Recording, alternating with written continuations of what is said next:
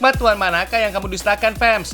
Ayam digoreng aja udah enak, apalagi dikasih bumbu kuning model begini. Bersyukur banget deh Tuhan ngasih kesuburan di tanah air.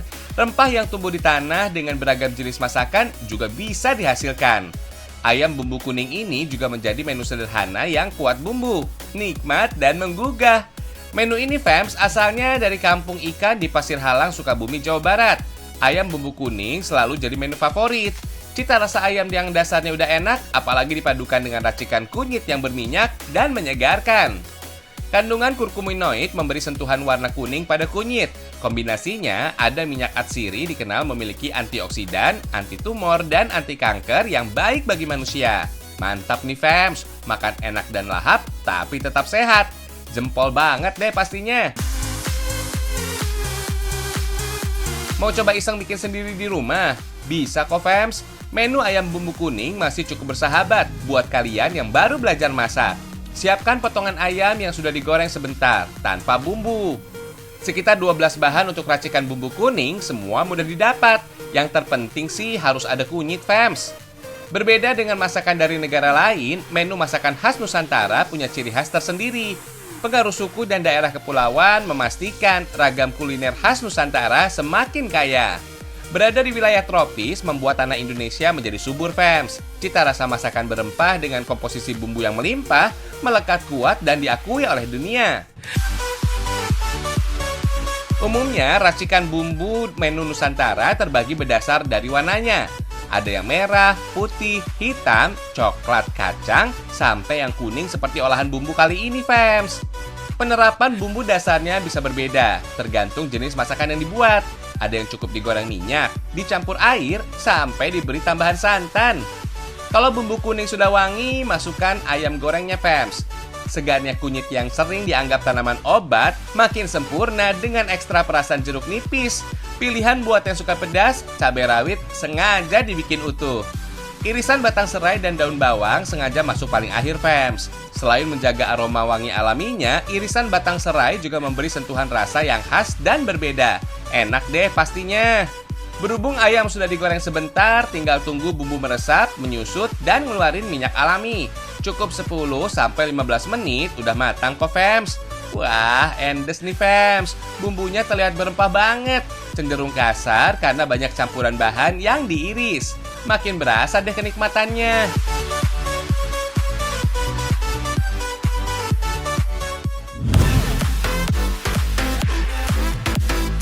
Penggemar ikan air tawar ditunggu di sini ya. Ada olahan sop ikan gurame yang nikmatnya bukan rahasia. Sop gurame Pattaya namanya. Olahan ikan berkuah ringan dari Pasir Pattaya, Desa Paraya, Kecamatan Ciakar, Kota Tasikmalaya. Wah, seger ya lihatnya. Punya daging lezat, tebal, dan duri yang mudah disortir. Jadikan ikan gurame punya tempat spesial dalam dunia kuliner ikan-ikanan. Gurame yang sering menjadi hidangan mahal di rumah makan, di sini justru jadi menu sehari-hari. Selain disantap harian, sop gurame Pattaya juga sering tersaji untuk menjamu tamu. Rasanya yang nikmat dengan kuah ringan menyegarkan, nggak bikin enak.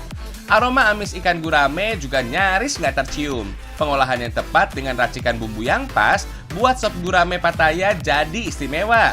Mantap jiwa lah pastinya. Sop gurame Pattaya bukan tipe sayur sop dengan banyak isian di dalamnya. Komposisi bahan untuk membuatnya cuma ini aja, fams.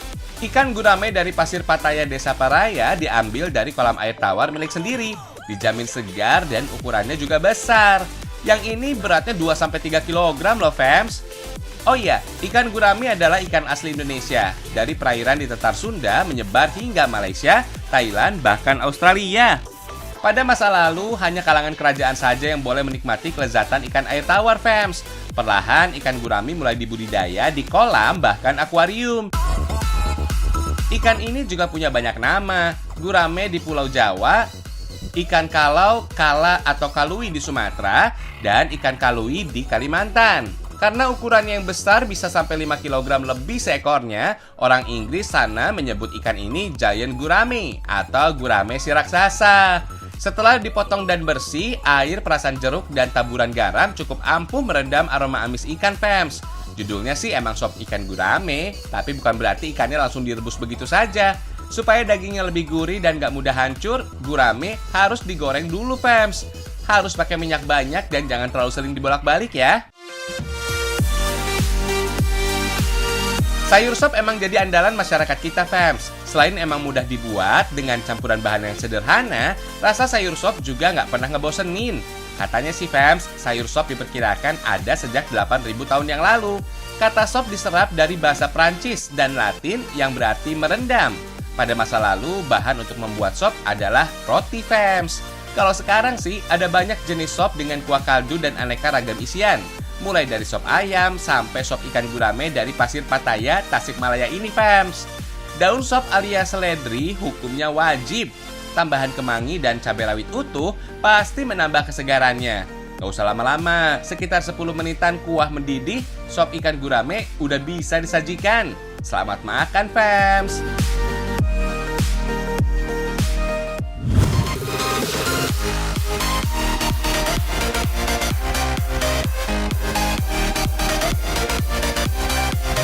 Kalau sudah berhadapan sama menu seafood kayak gini, nggak ada lagi deh istilahnya makan cantik. Dari tangan sampai mulut yang belepotan, jadi bukti kalau menu ini nggak boleh dikasih keringanan. Hajar aja deh, fams. Nggak perlu makan jaim alias jaga image. Hihihi. Di sini, fams, seafoodnya bukan kaleng-kaleng. Berat standar kepiting yang disajikan antara 250 sampai 1000 gram. Wah, puas banget tuh. Buat kamu yang lagi diet, ada mantau goreng, sejenis roti sebagai pengganti nasi yang nggak kalah bikin kenyang. Tapi lupakan dulu deh diet kalian, menu seenak ini sayang banget buat dilewatkan. Apalagi menu seafoodnya punya banyak gizi, kayak protein tinggi yang baik buat kesehatan. Menu mewah menggiurkan ini, fams, kepiting ala Sultan. Salah satu sajian istimewa dari rumah makan seafood di Kota Sukabumi, Jawa Barat. Dalam balutan saus padang yang pedasnya nendang, ada aneka hidangan biota laut. Mulai dari kepiting, udang, lobster, sampai kerang. Asli deh, ini menggiurkan. Rasa-rasanya nggak berlebihan kalau hidangan ini disebut menu ala Sultan. Komposisi bahannya kelas atas, mulai dari kepiting sampai lobster ukuran jumbo. Aneka kerang yang dipakai juga dijamin kesegarannya. Oh iya, aneka seafood ini, fams, udah bersih total dan dimasak sebelumnya. Tinggal diracik aja bareng saus. Fams, kepiting Papua dan Kalimantan menjadi dua jenis kepiting yang diolah di resto ini, fams. Dalam dunia seafood Nusantara, kedua jenis kepiting ini terbilang cukup eksklusif. Ukurannya besar, dagingnya juga tebal. Rasanya udah pasti jaminan enak. Pecahkan cangkang supaya bumbu bisa meresap dengan sempurna. Untuk lobsternya, fams, masih dari kawasan Laut Sukabumi, tepatnya dari wilayah Jampang. Karena ukurannya besar, belah lobster secara memanjang. Fams, selain diolah dengan saus lada hitam, olahan seafood di sini juga pakai saus padang. Dua jenis saus inilah yang standar digunakan untuk aneka olahan seafood. Bedanya, fams, ada pada racikan bumbu dan takaran saus yang digunakan. Kalau yang ini banyaknya nggak nanggung-nanggung. Untuk menambah kekentalan dan sentuhan rasa yang berbeda, telur ayam kocok bisa digunakan. Di sini ada 4 macam jenis kerang yang dipakai, fams. Ada kerang tahu, kerang hijau, kerang kipas, dan kerang simping. Semuanya enak dan punya karakteristik daging yang rasanya berbeda. Walau rasanya lezat, bagi sebagian orang menyantap seafood jadi pantangan. Mulai dari alasan kolesterol sampai alergi. Gejala ringan mulai dari gatal-gatal, ruam dan benjolan pada kulit, sampai yang terberat sesak napas, muntah dan mual, sampai mengancam gangguan jiwa, fams. Tapi tenang deh, sistem kekebalan tubuh seseorang berbeda-beda. Pilihan seafood berkualitas dengan pengolahan yang tepat supaya mampu kurangi resiko alergi menyantapnya. Sip lah, seafood ala Sultan dari Sukabumi udah ready nih. Selamat makan!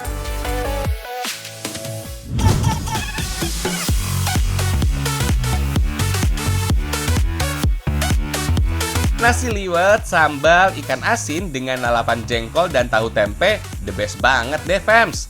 Walau bukan santapan yang tergolong mewah, suasana akrab seperti ini justru bikin makan makin bergairah. Tradisi makan bersama di atas daun pisang ini, fams, bisa disebut dengan ngeliwet atau bancakan.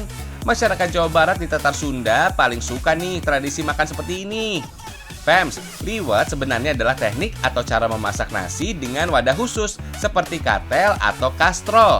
Campurannya bisa air, santan, serta bumbu sederhana. Dalam catatan sejarah, nasi liwet udah ada sejak tahun 1814, Fems. Masyarakat Solo di Jawa Tengah biasa menyajikannya dalam upacara adat sekaten atau maulid Nabi. Berbeda dengan liwetan dari Jawa Tengah yang lauknya cenderung manis, aneka jenis ikan asin wajib ada dalam tradisi ngeliwet ala warga Sunda. Dari Sukabumi, Jawa Barat, tumisan ikan peda ini paling favoritnya. Rasa asin pedas dengan aroma pete yang khas inilah yang bikin nafsu makan jadi makin beringas. Untuk bikin tumis ikan peda, ini dia bahan-bahannya. Siapkan ikan peda serta komposisi pelengkap yang lain. Yang bikin makin nikmat sih, ada si ijo ini nih, pete. Jadikan mulut makin harum dan toilet beraroma surga dunia. Hihihi. Fems, rasa asin yang dominan dari ikan peda memang sulit diimbangi. Tapi justru itulah yang dicari. Komposisi bumbu dan campurannya nggak perlu berlebihan. Kebanyakan sih Fems, bahan campurannya emang punya aroma yang kuat. Irisan rawit dan cabai merah yang sengaja dibikin kasar bisa memberi sentuhan rasa pedas supaya asin ikan peda bisa teralihkan. Fems, peda sebenarnya sebutan untuk ikan yang melalui proses fermentasi dengan penggaraman dalam proses pembuatannya. Bahan baku utama ikan peda adalah jenis ikan laut seperti makarel atau ikan kembung. Di masa lalu, ikan peda ditemukan secara nggak sengaja saat proses pengiriman ikan dari Thailand ke Indonesia. Ikan yang digarami supaya awet justru terfermentasi dan mengeluarkan aroma tajam yang khas saat tiba di tanah air. Ikan asin terfermentasi itu akhirnya diberi nama peda siam. Irisan bawang, cabai, batang serai, dan tomat lanjut ditumis dengan minyak bekas menggoreng ikan. Agak banyak sih minyaknya, tapi nggak apa-apa Fems, masukkan juga daun salam. Kalau mau pakai sedikit penyedap rasa, selera aja deh. Yang penting nggak usah pakai garam, karena ikan pedanya udah asin. Kalau gula, biar rasanya lebih seimbang. Kalau sudah mulai wangi, ikan peda boleh dimasukkan. Rasanya oke banget deh Fems. Renyahnya ikan peda goreng menjadi agak basah karena tumisan diberi tambahan air. Sebenarnya sih Fems, ikan peda yang digoreng begitu saja juga udah cukup enak. Tapi sebagian warga di Sukabumi, Jawa Barat gemar mengolahnya jadi tumisan seperti ini Fems. Aromanya lebih sedap, apalagi kalau diberi tambahan pete lumayan banyak. Terasa makin segar dirasa dan dilihatnya. Walaupun dibilang bau, pete punya banyak nutrisi yang baik buat kesehatan gula darah dan pencernaan loh. Gak usah malu deh makan pete. Nggak sampai 10 menit, tumisan ikan peda dari Sukabumi siap disajikan. Gimana penampakannya? Bikin penasaran kan buat dicicipi?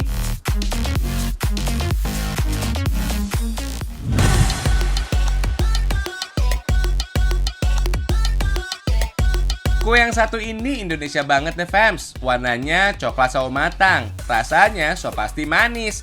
Nggak bakal nyesel deh beli oleh-oleh baru dari Tanah Pasundan ini Fems. Harganya terjangkau, mulai dari 40 ribuan. Nikmati deh sensasi Bika Ambon dengan selera rasa orang Sunda yang menggoda. Kalau dari tampilannya mirip kayak bolu karamel atau bolu sarang semut. Tapi bukan Fems, kue ini namanya Bika Pasundan Sunda Rasa. Oleh-oleh khas yang banyak dicari dari Sukabumi, Jawa Barat. Bika Ambon yang terkenal sebagai oleh-oleh dari Sumatera Utara, nggak nyangka ya bisa sampai ke tanah Sunda. Soal rasa, Bika ala Tanah Pasundan ini nggak kalah istimewa. Lembut dan lentur tekstur kuenya, ngebuat momen menyantap Bika nggak ngebosenin. Bukan sekedar pelengkap di meja makan, Bika Pasundan bisa jadi bahan obrolan yang menyenangkan. Buat oleh-oleh bisa, buat disantap sebagai sajian ngobrol bareng teman juga ide bagus. Rasanya maknyus. Oh iya, rasa manis kue Bika pas nggak berlebihan. Didapat dari campuran gula merah tradisional dan aneka bahan pilihan. Gula merah inilah yang bikin warna Bika ini jadi agak berbeda. Mantap lah pastinya. Membuat Bika dari Tatar Sunda mirip dengan proses pembuatan Bika Ambon dari Tanah Batak. Yang bikin beda ada campuran gula merah ini nih Fems. Adonan ini didapat dari gula merah cair, santan, daun pandan, dan racikan bahan pilihan. Bikin rasa dan warna berbeda pastinya. Dikenal sebagai oleh-oleh khas Sumatera Utara, Bika Ambon terinspirasi dari kue Bika atau Bingka yang udah lama jadi favorit warga di Pulau Sumatera dan Kalimantan. Unsur nama Ambon diambil karena kue ini pertama kali dijual dan mulai populer di simpang Jalan Ambon, Seikera, Medan, Sumatera Utara. Bika dari Tanah Pasundan ini, fams, menjadi hasil modifikasi dengan sentuhan selera cita rasa lokal orang Sunda. Setelah didiamkan beberapa jam, adonan bika Ambon rasa Sunda lanjut dipanggang sekitar 30 menitan, fams. Setelah matang, ini dia nih hasilnya. Ayo, siapa yang mau?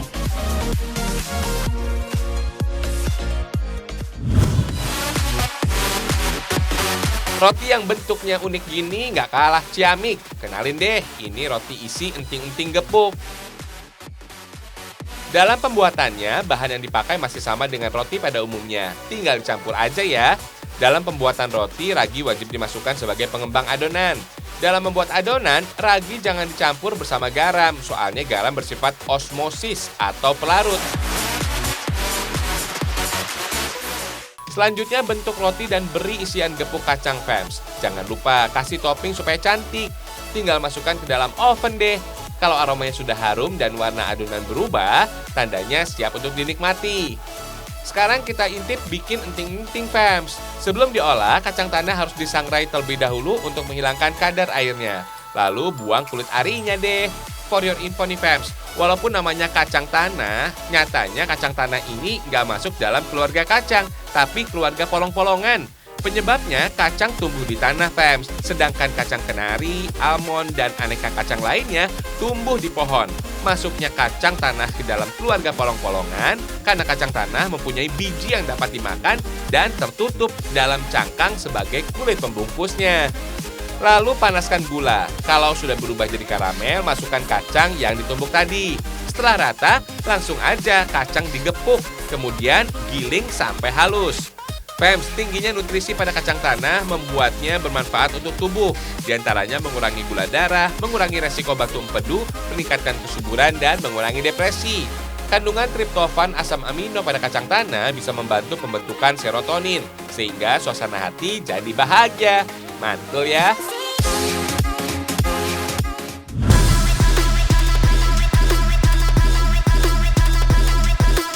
Fans, pengen lari dari penatnya aktivitas sehari-hari?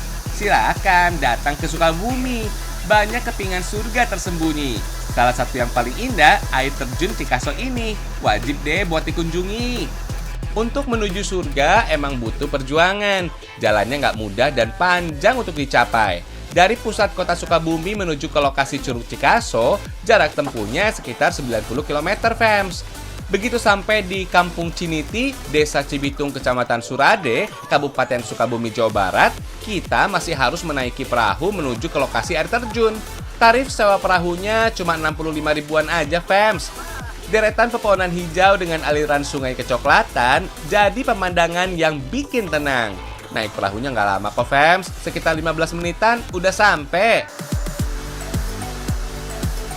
Begitu turun perahu, cuma butuh 3 menitan jalan kaki menuju air terjun. Kalau kalian nggak mau naik perahu, bisa kok berjalan kaki menuju curug dengan jarak 1 km aja. Tapi yakin deh, fams, begitu sampai lokasi Curug Cikaso, segala lelah dan penat kita hilang, berganti dengan indahnya pemandangan serta derasnya debit air yang tumpah. Segala beban dunia menjadi ambyar. Indahnya nggak bisa ditawar-tawar. Keren pakai banget. Fams, terdapat 3 titik curahan dari Curug Cikaso. Ada titik curahan Curug Asepan, Curug Menong, dan Curug Aki.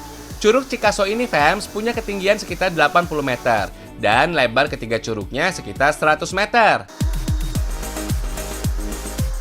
Curug Cikaso berbeda dengan curug lain di daerah Jampang dan Ciletuh. Curug ini punya dinding bebatuan berwarna putih dan air yang jernih berwarna hijau kebiruan. Seger deh airnya. Batuan yang menyusun lokasi ini adalah batu gamping atau batu kapur, fams. Batuan ini diperkirakan sudah ada sejak 15 sampai 8 juta tahun yang lalu, fams. Oh iya, walau nggak disarankan untuk berenang, di Curug Cikaso kita bisa menikmati indahnya alam sambil santai-santai. Mau piknik ala-ala sambil makan jagung bakar? Boleh kok. Dengan harga cuma 10 ribuan aja, seporsi jagung bakar manis bisa kita nikmati di Curug Cikaso ini, fams. Kalau seret, nggak usah bingung mau minum apa. Di sini kita bisa menikmati segarnya air kelapa hijau yang dibakar. Air kelapa hijau yang dibakar katanya berkhasiat bagi penderita diabetes, menambah stamina, dan obati asma. Kombinasinya dengan suasana air terjun yang sejuk menyegarkan, Yakin deh, bikin tubuh jadi semakin rileks. Segala penat dan beban pikiran biar terjun bebas, terbawa derasnya aliran air. Asyik kan, Fems?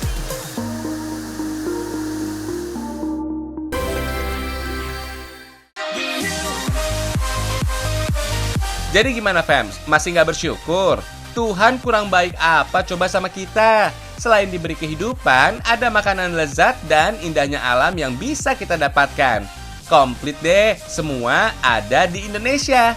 Ragam Indonesia, satu Indonesianya, berjuta kekayaannya.